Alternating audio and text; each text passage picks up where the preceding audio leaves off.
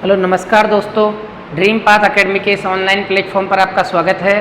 तो अभी तक हमने 3 वीडियो में जान लिया है, 3 क्लासेस हो चुकी हैं जिनमें हमने क्वेश्चन टैग के बारे में बहुत बारीकी से जाना है। अभी इसकी 1 या 2 क्लासें और डलेंगी, ठीक है। अब इस पे हम बात कर लेते हैं कि जो अब आज की क्लास है वो किस पर बेस्ड है। देखो आपको इतना तो मैंने बता ही दिया है कि सेंटेंस अगर पॉजिटिव है तो क्वेश्चन टैग नेगेटिव बनेगा, सेंटेंस अगर नेगेटिव है तो क्वेश्चन टैग पॉजिटिव बनेगा, ठीक है ना। ये सब हम बात जान चुके हैं। हमने कुछ सिंगुलर सब्जेक्ट्स भी जाने, हमने प्लूरल भी जाने, हमने वन ऑफ के बाद भी यूज़ किया, सब कुछ किया। अब हम देख लेते हैं आगे। चलो देखो, अब आपको मान लेते हैं कुछ प्लूरल सब्जेक्ट्स मिल गए। आपको क्या लिखे मिले? कुछ प्लूरल सब्जेक्ट्स लिखे मिले। तो प्लूरल सब्जेक्ट में जैसे मैनी लिखा मिला, सम लिखा, ऑल लिखा, बोथ लिखा। प्लूरल सब्जेक्ट्स लिखे मिले मैनी, सम, ऑल, बोथ, और इनके बाद में प्लूरल वर्ब लिखी मिली। तो बेसिकली ये बता सकें मैनी कोई थिंग्स हो सकती हैं, कोई पर्सन हो सकता है, किसी आइडियाज़ के बारे में बात कर सकते हैं। प्लूरल ही होते हैं मैनी, सम, ऑल, बोथ। और अगर इनके साथ प्लूरल वर्ब लिखी मिले आगे तो आप इसका प्रोनाउन क्या बनाएंगे? दे, क्योंकि ये प्लूरल होते हैं तो इनका प्रोनाउन क्या बनेगा? दे। और अंत इसका प्रोनाउन दे बनेगा। और हेल्पिंग ऑफ प्लूरल है तो प्लूरल हेल्पिंग ऑफ आएगी। सेंटेंस पॉजिटिव तो question tag negative, sentence negative तो क्वेश्चन टैग पॉजिटिव। तो ये कुछ प्लूरल सब्जेक्ट है, इनका पैसिव वॉइस कैसे बनाते हैं देखिए। हम क्वेश्चन टैग कैसे बनाएंगे? Many have to attend the party. अब मैनी क्या है? प्लूरल है। मैनी के लिए आपने देखा डायरेक्ट हैव लगा हुआ है, तो पहले क्या आ गया? मैनी के लिए दे आ गया। प्रोनाउन तो क्या आ गया? दे। Many have to attend the party, ये सेंटेंस पॉजिटिव है। पॉजिटिव है तो क्वेश्चन टैग कैसा बनेगा? नेगेटिव। तो नेगेटिव तो हैव का नेगेटिव क्या हो जाएगा? हैवेंट। और दे के लिए हैव ही आएगा, तो हैवेंट दे इसका करेक्ट आंसर हो गया। Next, some are born great, ये सेंटेंस पॉजिटिव है। सम के बाद में देखो, सम मतलब कुछ लोगों की बात बोल रहा है कि कुछ लोग क्या होते हैं? ग्रेटली बॉर्न होते हैं, ठीक है ना। तो सम आर बॉर्न ग्रेट, तो सम के वजह से यहाँ पर क्या आ गया? दे आ गया प्रोनाउन तो, ठीक है ना। और सेंटेंस पॉजिटिव तो क्वेश्चन टैग नेगेटिव, आर का क्या बन जाएगा? आरंट। आरंट दे इसका करेक्ट आंसर हो गया। नेक्स्ट है बोथ आर इनकरेक्ट, ये सेंटेंस क्या है? ये सेंटेंस अपने आप में पॉजिटिव है। देखो इनकरेक्ट का मीनिंग नेगेटिव है, लेकिन हमें मीनिंग से लेना देना ही नहीं है। सेंटेंस का स्ट्रक्चर पॉजिटिव है। पॉजिटिव है तो बोथ की वजह से क्या लगाया ना अपने प्रोनाउन? दे। और आर की वजह से, आर पॉजिटिव है, नेगेटिव बनाने के लिए आरंट दे इसका करेक्ट आंसर हुआ। तो यहाँ तक किसी को कोई भी तकलीफ हो तो पूछिए आप मेरे से। बाकी ये बात आपको समझ में आ गई है क्या? देखिए चलो नेक्स्ट लिखा है आपको। देखो मैं आपको ये पहले भी बता चुका हूँ, एक बार फिर से बता रहा हूँ। देखो अगर आपको वन, ईच, ईदर, नीदर क्या लिखा मिले?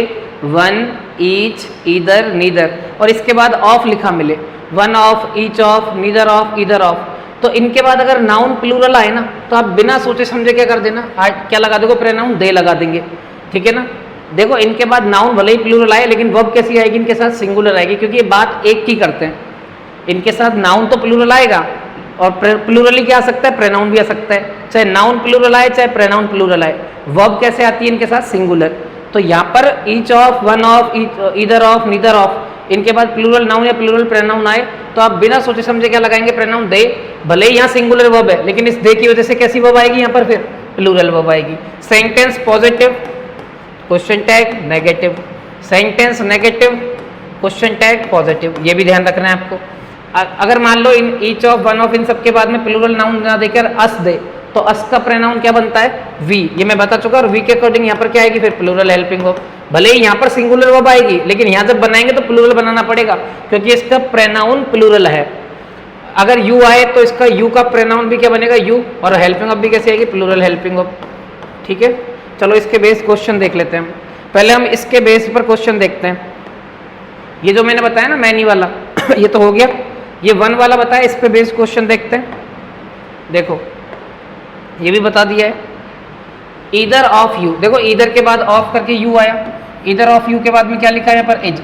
ये सही भी है, क्योंकि इस दोनों में से किसी एक की बात हो रही है तो इज आया।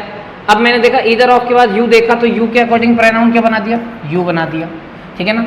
अब भले ही ये सेंटेंस पॉजिटिव है, सेंटेंस कैसा है? पॉजिटिव, लेकिन क्वेश्चन टैग कैसा बनेगा? नेगेटिव।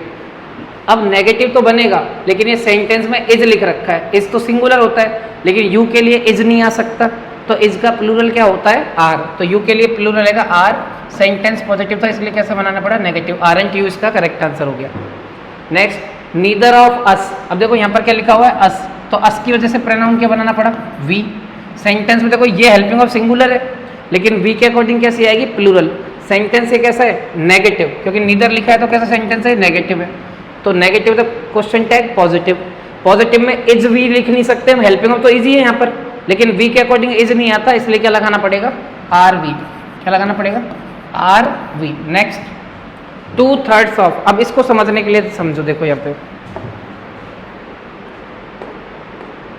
देखो, अब ये कुछ वर्ड्स हैं, इतना हमने समझ लिया ईच ऑफ वन ऑफ वाला। अब ये चीजें देखो, यहाँ पर लिखा हुआ है ऑल, बोथ, मोस्ट, सम, मैनी, हाफ, क्वार्टर, 1/3, 2/3, 10%, 5%। ये सारे जितने भी आपके नाउन लिखे हुए हैं, जितने भी सब्जेक्ट लिखे हुए हैं, इनके बाद ऑफ लिखा मिलेगा। और अगर इनके साथ सिंगुलर नाउन लिखा मिले तो आप डायरेक्ट क्या लगा देना, इट। भाई इतने जितने भी लिखे हैं ये ऑल, बोथ, मोस्ट वगैरह सब, इनके बाद अगर सिंगुलर नाउन लिखा मिले तो क्या लगाएंगे, प्रोनाउन इट। ये सिंगुलर हेल्पिंग ऑफ लिखी मिलेगी तो उधर सिंगुलर हेल्पिंग ऑफ आएगी, क्योंकि इट है। अगर आपको प्लूरल नाउन लिखा मिले तो क्या लगा देना, दे, और प्लूरल हेल्पिंग ऑफ आएगी उधर। इधर अस लिखा मिले तो उधर वी, फिर प्लूरल हेल्पिंग ऑफ। इधर यू लिखा मिले तो उधर भी यू, प्लूरल हेल्पिंग ऑफ। यानी most of, some of, each of, ये जो जितने भी लिख रखे हैं, सम ऑफ, मैनी ऑफ, सबके साथ। तो आपको यहाँ पर अगर सिंगुलर लिखा मिले तो सिंगुलर के लिए इट, प्लूरल लिखा मिले तो दे, और उनके हिसाब से हेल्पिंग ऑफ। और इतना भी ध्यान रखना, अगर सेंटेंस पॉजिटिव तो question tag negative, sentence negative तो क्वेश्चन टैग पॉजिटिव। चलिए क्वेश्चंस पे आते हैं।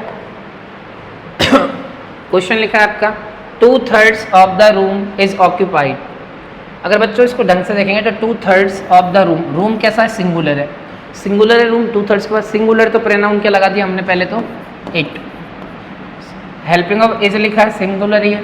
अब बताओ मुझे ये sentence 2/3 of the room is occupied, 2/3 हिस्सा ऑक्यूपाइड कर लिया गया, इसका मतलब ये सेंटेंस कैसा है, पॉजिटिव। तो क्वेश्चन टैग कैसा बनेगा, नेगेटिव। अब यहाँ पर 2/3 के बाद में सिंगुलर लिखा है, इसलिए हमने इसको इट लगाया, और इट के अकॉर्डिंग क्या लगाएंगे, इजंट इट। ठीक है ना।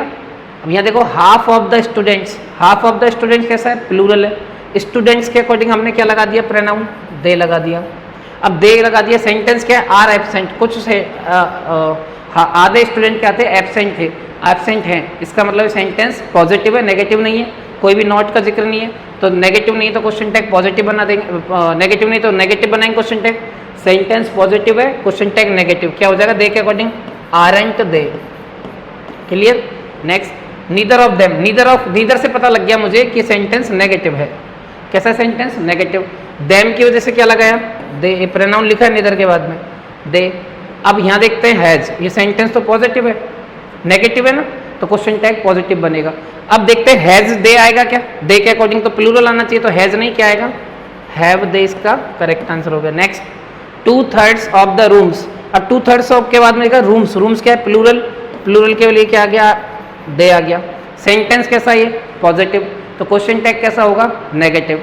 तो ये आर है, तो आर का क्या बन जाएगा, आरंट दे, इसका करेक्ट आंसर बना। इसको आप दोबारा रिवाइंड करके देख लीजिएगा कि किसके साथ क्या आ रहा है। जब भी आप प्रोनाउन देखोगे, प्रोनाउन के अकॉर्डिंग आपको आंसर करना पड़ेगा। नोट कीजिए एक बार।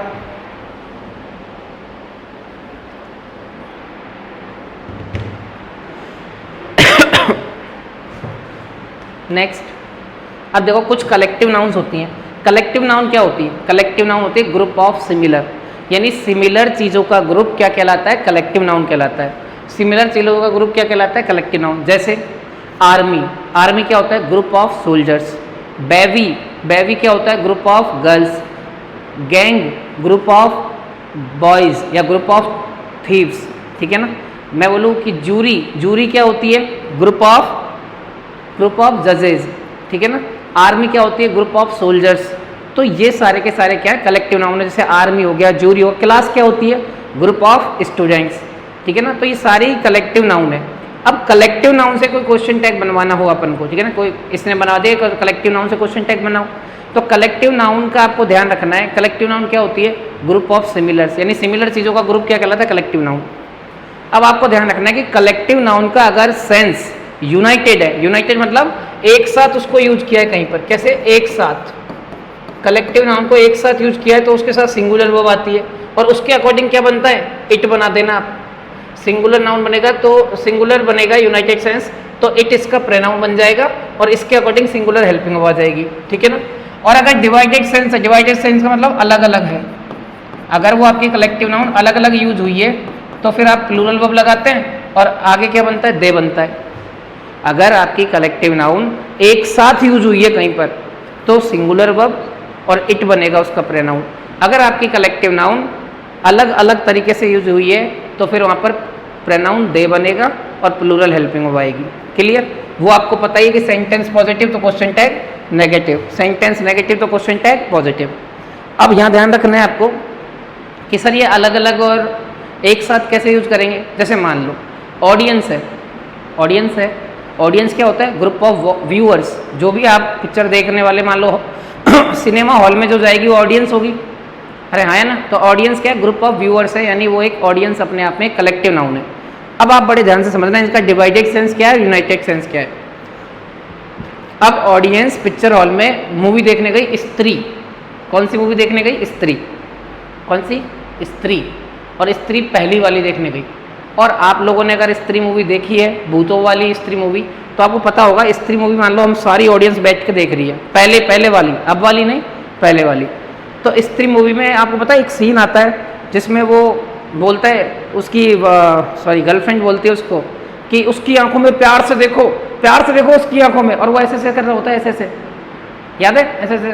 फिर बोलते अरे प्यार से देखो उसकी आंखों में, वो लड़की बोलती है ना उसको कि प्यार से देखो उसकी आंखों में, तो वो एकदम कुछ बोलता है फिर कि है हमारी, समझ गए ना। यानी अब उस सीन को देख के जब वो गाली देता है या ऐसा कुछ करता है, उस सीन को देख के आप पूरी की पूरी ऑडियंस एक साथ हंसेगी या अलग अलग हंसेगी?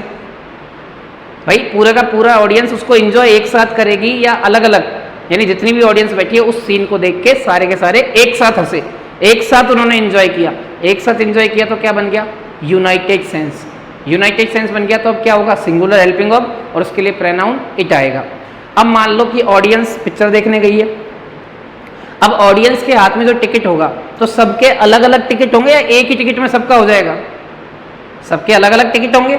अब अलग अलग टिकट हो गए ऑडियंस के, तो वो कौन सा सेंस हो गया, डिवाइडेड सेंस हो गया। क्लियर? अब जैसे मान लो जूरी है, जूरी क्या है, एक कलेक्टिव नाउन है, ग्रुप ऑफ जजेज। जज का 6 जजों का, 5 जजों का या 4 जजों का, 3 जजों का एक ग्रुप होता है वो कहलाता है जूरी। जूरी क्या होता है, ग्रुप ऑफ जजेज। अब जज के ग्रुप है, अब मान लो कोई फैसला चल रहा है, अब जो जूरी है वो फैसला नहीं सुना रही है। अच्छा बताओ फैसला क्यों नहीं सुना रही होगी? क्योंकि जो जज हैं उनमें से किसी ना किसी जज ने कुछ और बोला होगा, दूसरे जज कुछ और बोल रहे होंगे, यानी वो अपना डिसीजन पास नहीं कर पा रहे। क्यों? क्योंकि उनके आपस में मेल जोल नहीं है, उनका यूनाइटेड सेंस नहीं है। अगर यूनाइटेड सेंस होता तो वो फैसला सुना देते, यूनाइटेड सेंस नहीं है इसलिए वो क्या है, डिवाइडेड सेंस हो गया अगर वो फैसला नहीं सुना रहे हैं तो। और अगर जूरी ने फैसला सुनाने के लिए बोल दिया है, इसका मतलब जूरी के जो मेंबर्स हैं, जूरी के जो जजेज हैं, वो इस बात पे सारे के सारे एग्री करते हैं, यानी उनका कैसा सेंस है, यूनाइटेड सेंस है। तब क्या हो जाएगा, यूनाइटेड सेंस के लिए इट और डिवाइडेड सेंस के लिए दे। यूनाइटेड सेंस के लिए सिंगुलर और डिवाइडेड सेंस के लिए प्लूरल। क्या ये बातें समझ में आ गई क्या आपको? अरे बोलो हाँ, शाबाश। चलो अब देखो, the audience enjoy the movie. अच्छा बताओ ऑडियंस कैसा नाउन है? ऑडियंस अपने आप में एक कलेक्टिव नाउन है। अब एंजॉय किया है मूवी को ऑडियंस ने, तो एक साथ किया होगा या अलग अलग? शाबाश, एक साथ किया है। एक साथ किया है तो क्या आएगा, प्रोनाउन बना दिया इट। सेंटेंस पढ़ो, पॉजिटिव है नेगेटिव है? सेंटेंस तो पॉजिटिव है, पॉजिटिव तो क्वेश्चन टैग कैसा बनेगा, नेगेटिव। नेगेटिव बनाने के लिए मुझे हेल्पिंग ऑफ के साथ नॉट चाहिए। यहाँ हेल्पिंग ऑफ दिख रही है कि नहीं?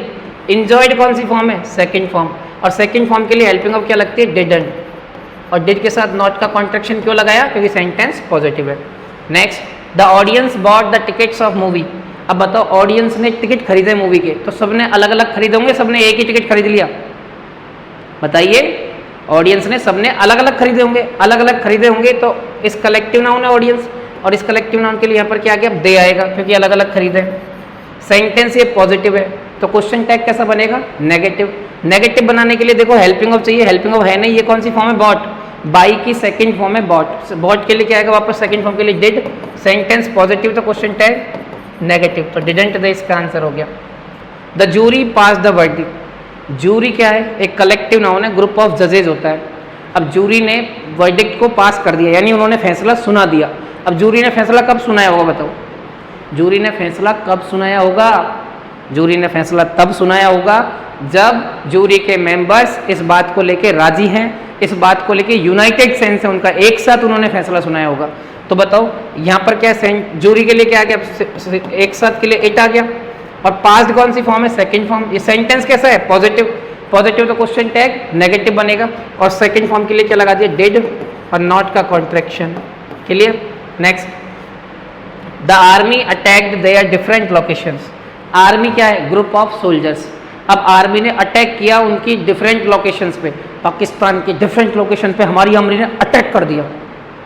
पाकिस्तान की डिफरेंट लोकेशंस पे हमारी आर्मी ने क्या कर दिया, अटैक कर दिया। ऐसे लिखा नहीं है, लेकिन लिखो the army attack their different location.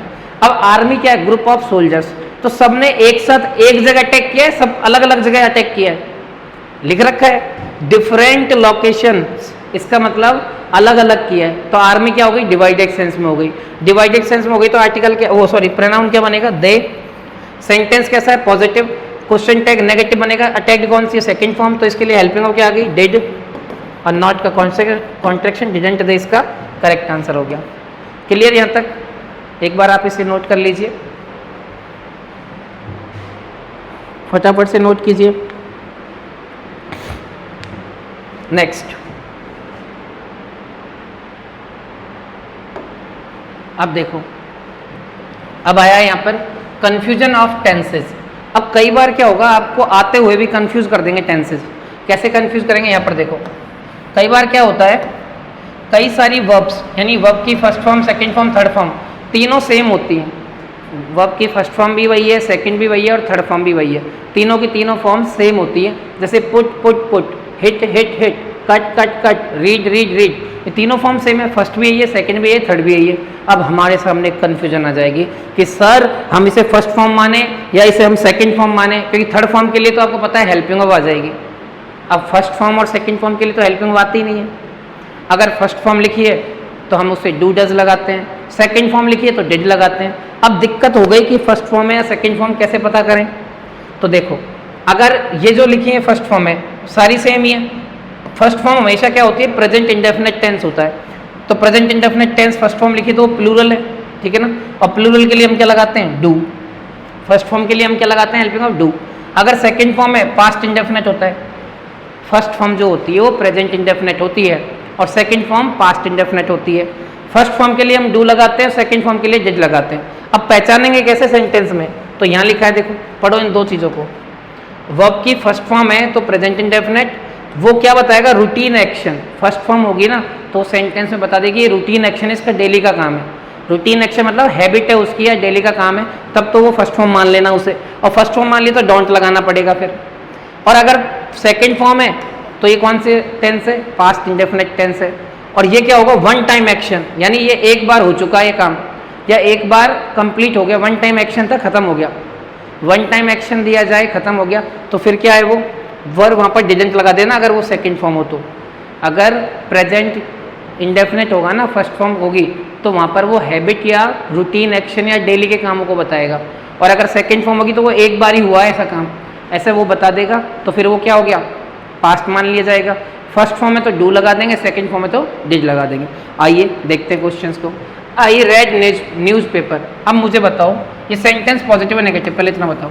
आप कहेंगे सर पॉजिटिव है, तो क्वेश्चन टैग नेगेटिव बनेगा। अब V1 भी यही होती है, V2 भी यही होती है और V3 भी यही है। अब हम कौन सी फॉर्म माने इसे, मैं बोल रहा हूँ आई रीड न्यूज़पेपर, मैं न्यूज़पेपर पढ़ता हूँ, तो 100% रूटीन एक्शन मेरा पढ़ने का, मैं डेली ही पढ़ता हूँ ना अखबार। आई रीड न्यूज़पेपर यानी ये काम मेरा डेली वाला है, रूटीन एक्शन है। ये कौन सा एक्शन है यहाँ पर, ये रूटीन एक्शन है। और ये रूटीन एक्शन है, इसीलिए अब कौन सी फॉर्म मानेंगे हम इसे, ये फर्स्ट फॉर्म है। फर्स्ट फॉर्म में तो क्या लगा दिया, डोंट, और आई का प्रोनाउन आई। क्लियर, क्लियर है क्या भाई। मुझे पता है आपको चीज़ें समझने में थोड़ा टाइम लगेगा या लग रहा होगा, लेकिन ये समझ में आ जाएगा कि आपको किस तरह से इंग्लिश को पढ़ना है, क्या क्या चीज़ें हमें पढ़नी है, क्या क्या चीज़ें हमें छोड़नी है, पूरी डेप्थ से इंग्लिश पढ़नी है। देखो मेरा कोर्स 4 से 5 महीने का रहने वाला है।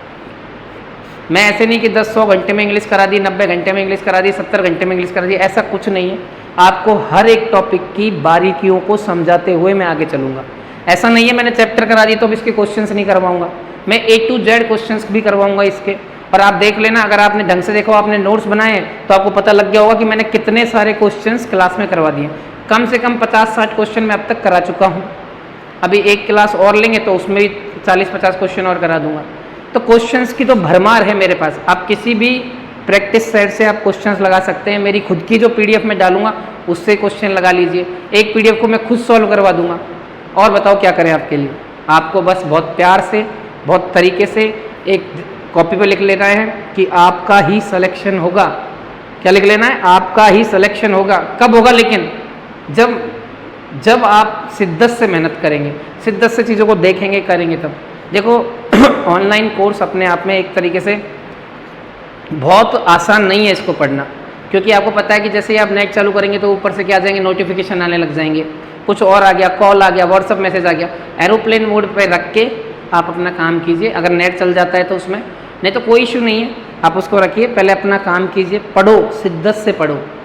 ऑनलाइन कोर्स कई बार क्या होता है, ऑनलाइन कोर्स में बच्चा पढ़ नहीं पाता ढंग से, इसलिए वो ऑफलाइन जाता है। लेकिन ऑफलाइन में भी वही भरमार है, वहीं पे 50 बच्चे बैठे, कहीं पे 100 बैठे, कहीं 200 बैठे हैं, बच्चा पूछ ही नहीं पा रहा है। यहाँ पर आप पूछ भी सकते हो, आपका कोई पैसा नहीं लग रहा है एक्स्ट्रा, आपको बस आपको बार बार देखने को मिल रही हैं चीज़ें, कि अगर आपकी कोई क्लास छूट गई तो दोबारा देख लीजिए। लेकिन देखो शिद्दत से आप एक टाइम टेबल बनाएं कि मैं इस टाइम पे ये सारी चीज़ें देखूंगा, पहले ये कंप्लीट करूंगा, उसके बाद आपको मन करे वो करो यार। लेकिन पर्सनली आपको पहले पढ़ना है, पूरा आपका फोकस पढ़ाई पे होना चाहिए। चीज़ों को बार बार देखना है, समझ नहीं आए तो ठीक है ना, इस बार आपका सिलेक्शन जरूर होगा। चलो देखें अगला है, I read it in a newspaper. मैंने इसको पढ़ा है कहाँ पर? एक न्यूज़पेपर में। मैंने इसको पढ़ा है एक न्यूज़पेपर में, इसका मतलब आप पढ़ चुके हो उसको पहले, यानी ये काम किसका है? पास्ट का है। यानी यहाँ पर रीड जो लिखा है कौन सी फॉर्म है? Second form. सेंटेंस कैसा है? Positive to question tag, negative second form है तो क्या आएगा? डिडंट आए। ठीक है। Next, the labours cut the trees. Labours का काम होता है कट करना ट्रीज को है ना, तो कट यहाँ पर कौन सा? First form. ये तो उनकी रूटीन एक्शन है ना, लेबर्स का तो काम है कट करना। लेबर क्या करती है भाई? कोई ना कोई काम करती है, तो उसका क्या है? रूटीन एक्शन है। तो ये कट कौन सी फॉर्म है? First form. फर्स्ट फॉर्म है तो क्या लगाएंगे हम? डोंट। और लेबर्स के लिए क्या आएगा? दे। लेबर्स के लिए क्या आ जाएगा? दे आएगा यहाँ पर। ठीक है। Next, they hit him on his face. उन्होंने उसके चेहरे पर उसको मारा। तो ऐसा थोड़ी ना मारते रहे, रूटीन एक्शन में मार रहे हैं, नहीं, एक बार मार के छोड़ दिया। तो हिट क्या है यहाँ पर? Second form. One time action है, सेकंड फॉर्म है। सेकंड फॉर्म है तो क्या आना चाहिए? डिडंट। और यहाँ पर प्रोनाउन क्या है? दे, तो दे लगा दिया। तो आपको यहाँ तक की चीज़ें बिल्कुल बारीकी से समझ में आ गई हैं क्या? क्या ये इतनी सारी बातें आपने क्वेश्चन टैग में जानी है, वो सारी बातें आपको समझ में आ गई बहुत अच्छे से? आप इनको शिद्दत से देखिए। देखो मैं ज़्यादा लंबी वीडियो इसलिए नहीं बनाता क्योंकि बच्चा फिर क्या बोर होने लग जाता है कि कितना देर से चल रहा है। तो आपको मैं छोटे छोटे पार्ट्स में इस क्वेश्चन टैग को ख़त्म करने की कोशिश कर रहा हूँ। नेक्स्ट क्लास में आपका क्वेश्चन टैग पूरी तरीके से ख़त्म हो जाएगा। ठीक है, इसके लिए इसको देखते रहें। धन्यवाद। जय हिंद, जय भारत।